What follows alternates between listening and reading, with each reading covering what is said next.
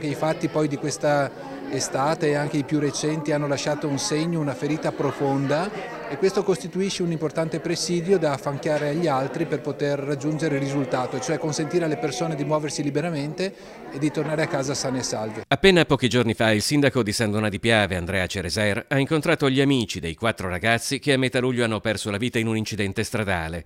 Per ricordarli, il 23 gennaio una fiaccolata attraverserà la città dal Duomo a Piazza Indipendenza. Aumentare la sicurezza stradale è diventata una priorità che deve impegnare tutti e si inquadra in questa consapevolezza il progetto promosso da TVO, l'azienda di trasporto pubblico che opera nella città metropolitana di Venezia e in alcuni comuni della provincia di Treviso. I nostri mezzi sono sulle strade e quindi anche i nostri mezzi sono soggetti alle distrazioni nostre, ma alle distrazioni degli altri.